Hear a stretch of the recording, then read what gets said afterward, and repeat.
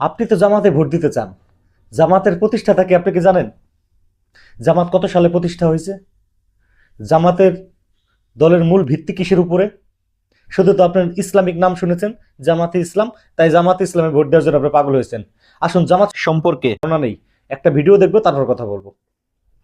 বাংলাদেশ স্বাধীন হবার পরে রাজনৈতিক উদ্দেশ্যে ধর্মের অপব্যবহার নিষিদ্ধ করা হলে জামাতে ইসলামীর সাংগঠনিক অস্তিত্ব দৃশ্যত বিলীন হয়ে যায়।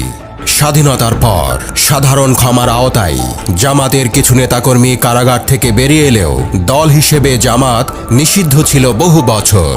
পরে 1976 সালে ধর্মভিত্তিক রাজনীতির ওপর থেকে নিষেধাজ্ঞা তুলে নেওয়া হলে আরও কয়েকটি ধর্মভিত্তিক দল মিলে ইসলামিক ডেমোক্রেটিক লীগ বা আইডিএল নামের একটি রাজনৈতিক প্ল্যাটফর্মের ব্যানারে জামাতে ইসলামী তৎপরতা শুরু করে, যদিও রাজনীতিতে সরাসরি সক্রিয় হতে শুরু করে আরও 3 বছর পরে। 1979 সালের সংসদ নির্বাচনে আইডিএল এর ব্যানারে জামাতে ইসলামীর 6 জন এমপি নির্বাচিত হয়েছিলেন। তবে বাংলাদেশেই নয়, পাকিস্তান আমলেও এই দলটি কয়েকবার নিষিদ্ধ হওয়ার মতো পরিস্থিতিতে পড়েছিল। দল হিসেবে জামাতে ইসলামীর যাত্রা শুরু হয়েছিল মূলত ব্রিটিশ আমলে। সৈয়দ আবুল আলা মওদুদী 1941 সালের 26শে আগস্ট লাহোরের ইসলামিয়া পার্কে জামাতে ইসলামী হিন্দ নামে সংগঠনটি প্রতিষ্ঠা করেন। তবে পরের বছরে এর সদর দপ্তর লাহোর থেকে নেওয়া হয় ভারতের পাঠানকোটে। 1945 সালে এর প্রথম কনভেনশন হয় অবিভক্ত ভারতে এবং এর 2 বছর পর দেশভাগের আগ পর্যন্ত এই সংগঠনটি পাকিস্তান প্রতিষ্ঠার বিরোধিতা করেছিল। 1948 সালে ইসলামী সংবিধানের দাবিতে প্রচারণা শুরু করলে পাকিস্তান সরকার জননিরাপত্তা আইনে সৈয়দ আবুল আলী মওদুদীকে গ্রেপ্তার করে। তবে ওই বছর তৎকালীন পূর্ব পাকিস্তানেও জামাতের কার্যক্রম শুরু হয়। 2 বছর পর মিস্টার মওদুদী জেল থেকে ছাড়া পান। এর মধ্যেই নেতা হিসেবে উঠে আসেন গোলাম আজম এবং 1957 সালে তিনি তৎকালীন পূর্ব পাকিস্তানে জামাতের সেক্রেটারি জেনারেল নিযুক্ত হন। রাজনৈতিক ঘটনা প্রবাহের মধ্যেই 1958 সালে অন্য সব দলের সাথে জামাতের কার্যক্রমও নিষিদ্ধ করেন তখনকার সেনা শাসক আইয়ুব খান। 1964 সালের জানুয়ারিতে জামাতকে আবার নিষিদ্ধ করা হয়। মওদুদী ও গোলাম আজম সহ অনেককে আটক করা হয়। সে বছরের শেষ দিকে দলটির ওপর থেকে নিষেধাজ্ঞা প্রত্যাহার করে নেওয়া হয়। 1970 সালে নির্বাচনে 151টি আসনে প্রার্থী দিয়ে 4টি আসন পায় জামাতে ইসলামী।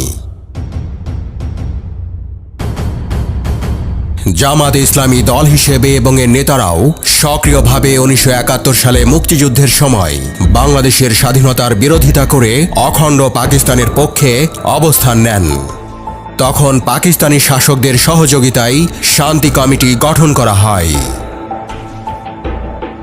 1972 সালে লন্ডনে গিয়ে পূর্ব পাকিস্তান উদ্ধার কমিটি গঠন করেছিলেন গোলাম আজম। বাংলাদেশের বিরোধিতা ও গণহত্যায় সহায়তার জন্য 1973 সালে যে 38 জনের নাগরিকত্ব সরকার বাতিল করেছিল, গোলাম আজমও ছিলেন তার একজন। কিন্তু 1975 সালের রাজনৈতিক পট পরিবর্তনের পর দেশের বাইরে থাকা জামাত নেতারা আবার দেশে ফিরতে শুরু করেন। 1976 সালে গোলাম আজম নাগরিকত্ব ফেরতের জন্য আবেদন করলেও সে আবেদন প্রত্যাখ্যাত হয়। এরপর 1978 সালে পাকিস্তানের পাসপোর্ট নিয়ে তিনি ঢাকায় আসেন, এরপর আর ফিরে যাননি। 1979 সালে ঢাকায় এক সম্মেলনের মাধ্যমে জামাতে ইসলামী বাংলাদেশ গঠিত হয়। সেখানে গোলাম আজমকে অনেকটা গোপনে আমির করে প্রকাশ্যে আব্বাস আলী খানকে ভারপ্রাপ্ত আমির ঘোষণা করা হয়। এর পরের বছর ঢাকায় বায়তুল মোকাররমের সামনে জামাতের প্রথম প্রকাশ্য সভা অনুষ্ঠিত হয়। তারপর থেকে নিয়মিত কার্যক্রম পরিচালনা করতে থাকে দলটি এবং 90 দশকে বিভিন্ন শিক্ষা প্রতিষ্ঠানে সক্রিয় হয়ে ওঠে তাদের ছাত্র সংগঠন ছাত্র শিবির। 1986 সালে এরশাদ সরকারের অধীনে নির্বাচনে অংশ নিয়ে 10টি আসন পায় তারা। পরে বিএনপি ও আওয়ামী লীগের নেতৃত্বাধীন জোটের বাইরে জামাতও এরশাদ বিরোধী আন্দোলনে অংশ নেয়। তবে তাদের বড় সাফল্য আসে 1991 সালের নির্বাচনে। সেবার 18টি আসন জিতে তারা এবং তাদের সমর্থনেই সরকার গঠন করে বিএনপি। এরপর থেকে জামাতকে নিষিদ্ধ করা ও যুদ্ধাপরাধীদের বিচারের দাবিতে আবার তীব্র আন্দোলন গড়ে ওঠে দেশে। এরই ধারাবাহিকতায় 1992 সালে জাহানারা ইমামের নেতৃত্বে যে গণ আদালত হয় সেখানে গোলাম আজমের মৃত্যুদণ্ড ঘোষণা করা হয়। এরপর দলটি বেশ কোণঠাসা অবস্থায় পড়ে। তবে 1994 সালে আদালতের রায়ে নাগরিকত্ব ফিরে পান গোলাম আজম। জামাতও দল হিসেবে আবার চাঙা হয়ে ওঠে। তত্ত্বাবধায়ক সরকারের অধীনে নির্বাচনের দাবিতে 1996 সালে আওয়ামী লীগের যখন আন্দোলন চলছিল তখন জামাতও আলাদাভাবে কেয়ারটেকার সরকারের দাবিতে আন্দোলন চালিয়ে গেছে। 1999 সালে বিএনপির সাথে আনুষ্ঠানিক জোট করে জামাত, যার নাম হয় 4 দলীয় জোট। গোলাম আজম 2000 সালে অবসর নিলে দলটির শীর্ষ পদে আসেন মতিউর রহমান নিজামী। 2001 সালের নির্বাচনে বিএনপির নেতৃত্বাধীন 4 দলীয় জোট 2/3 সংখ্যাগরিষ্ঠতা পেয়ে ক্ষমতায় গেলে জামাত নেতা মতিউর রহমান নিজামী ও আলী আহসান মোহাম্মদ মুজাহিদ মন্ত্রিত্ব পান। স্বাধীন বাংলাদেশে এটাই জামাতের প্রথম সরকারে অংশগ্রহণ। 2008 সালের নির্বাচনে 2টি আসন পায় জামাত। ওই নির্বাচনে নিরঙ্কুশ সংখ্যাগরিষ্ঠতা পায় আওয়ামী লীগ। এরপর তারা আর কোনো ভোটে অংশ নিতে পারেনি। ওই বছর নির্বাচন কমিশনে নিবন্ধন পাওয়ার জন্য জামাত ইসলামী বাংলাদেশ নাম পরিবর্তন করে বাংলাদেশ জামাত ইসলামী রাখা হয়। 2013 সালের ডিসেম্বরে 71-এর মানবতা বিরোধী অপরাধের মামলায় দলের নেতা কাদের মোল্লার ফাঁসি কার্যকর হয়। এর আগে থেকেই মানবতা বিরোধী অপরাধের বিচারের সময় দলটির গুরুত্বপূর্ণ অনেক নেতা আটক হলে বেশ চাপের মুখে পড়ে দলটি।